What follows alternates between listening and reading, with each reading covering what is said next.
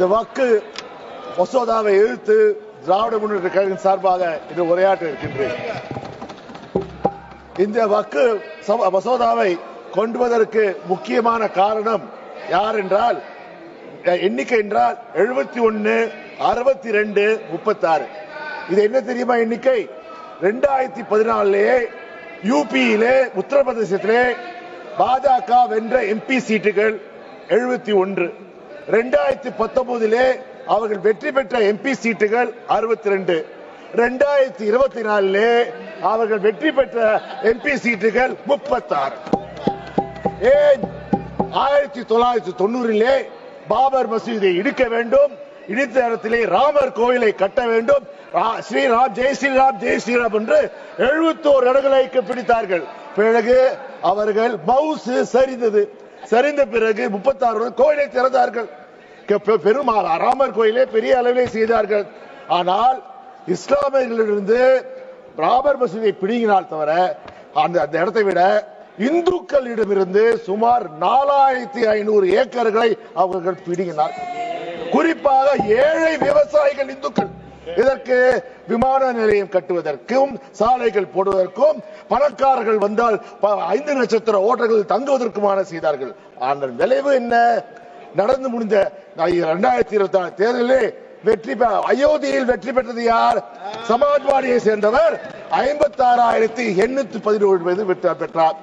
அவர்கள் தாங்க முடியவில்லை. எப்படியாவது இந்துக்களும் முஸ்லிம் வெறுப்பு உணர்வுகளும் அவர்கள் வெற்றிக்கு காரணம் வெறுப்பு வெறுப்பு வெறுப்பு.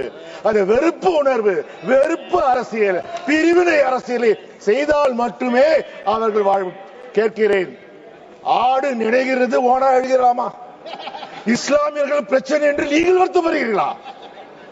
தொடர்ந்து ஒவ்வொரு முறையும் இஸ்லாமியர்கள் எதிராக மசோதா கொண்டு வந்த யார்? திரு அமித்ஷா அவர்கள் தானே.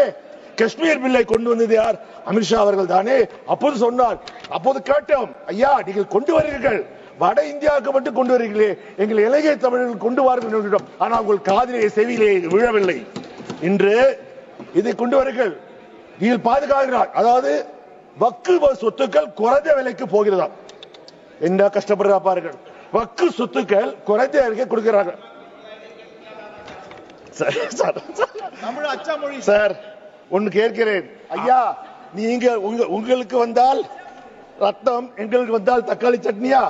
நீங்கள் ஏர் இந்தியாவை விற்றீர்களே, அது அதிகாரப்பூர்வமாக 16,000 கோடிக்கு ஏர் இந்தியா விற்றீர்கள். நீங்கள் கட்டிய கடன் 63,000 கோடி கடனை நீங்கள் கட்டினீர்கள். அது மட்டுமா?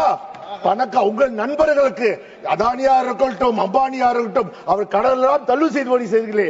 4.5 லட்சம் கோடிகளை அதிகாரப்பூர்வமாக நீங்க செய்தீர்களே. அப்பொழுது நீங்க அதுக்கு ஒரு கொண்டு வர வேண்டுமா? இப்பொழுது சொல்லுகிறார்களா, ஐயா பெண்களுக்கு एयर इंडिया को बेचने से वक्फ बिल का क्या संबंध है? फुल्ली वक्फ, अबाउट वक्फ सर, अबाउट वक्फ. आप वक्फ पे சார் இன்றைக்கு நீங்கள் சொல்றீர்கள், எங்கள் தமிழ்நாட்டிலே வக்ஃப் போர்டு சேர்மனாக ஒரு பெண் இருந்திருக்கிறார். இப்பொழுது கூட எங்கள் தமிழ்நாட்டு வக்ஃப் போர்டுல 2 பெண்மணிகள் இருக்கிறார்கள். அது ஒரு பெண்மணி யார் என்றால் தமிழ்நாடு முஸ்லிம் லீக் தலைவர் அப்துல் சபாதின் பெண். அவர் முன்னாள் எம்பியாக இருக்கிறார். இந்த பிரச்சனை பெண்களை பற்றி நீங்கள் பெருசா இல்லை, ஏற்கனவே வக்ஃபிலே பெண்கள் வந்திருக்கிறார்கள். நீங்கள் புதிதாக செய்வது போல் செய்கிறீர்கள். உண்மையில் உங்களுக்கு என்ன? வருகிற தேர்தலில் யூபியை வெல்ல வேண்டும். யூபியை வென்றால் மட்டுமே நீங்கள் மீண்டும் ஆட்சிக்கு வர வேண்டும். அப்ப என்ன செய்வீர்கள்? இந்த வக்கு பாத்தீங்கன்றால் கிட்டத்தட்ட வக்கு நிலங்கள் வந்து give me 10 minutes sir, I didn't cross 3 minutes sir. வக்கு நீங்க பாத்தீங்கன்றால் வக்கு நிலங்கள் பாத்தீங்கன்றால் இந்தியாவிலே 8,70,000 சொத்துக்கள் இருக்கிறது. அதிலே பாத்தீங்கன்னா 9,40,000 ஏக்கர்கள் இந்தியாவில் இருக்கிறது. சுமார் 1.2 லட்சம் கோடி ரூபாய். அதில் 25% சொத்துக்கள் இங்கே இருக்கிறது, உத்தரப்பிரதேசத்தில் தான் இருக்கிறது. அப்பொழுது விட்டுவிடுவீர்களா? நான் இதை செய்ததன் மூலம் என்ன இருக்கிறது? நான் கேட்கிறேன், ஏன் இந்த பிரிவினைவாதம்? இன்று பார்த்தீங்கன்றால் சிறுபான்மையினருக்கு எதிராகத்தான் இந்த அரசு செயல்பட்டது. இன்று இஸ்லாமியர்கள் எதிர்க்கிறீர்கள், அடுத்த யாருக்கு செல்வீர்கள்? பார்த்தீங்கன்றால் நீங்க வாஜ்பாய் இருந்த போது ஒரு இஸ்லாமியர் அமைச்சராக இருந்தார்.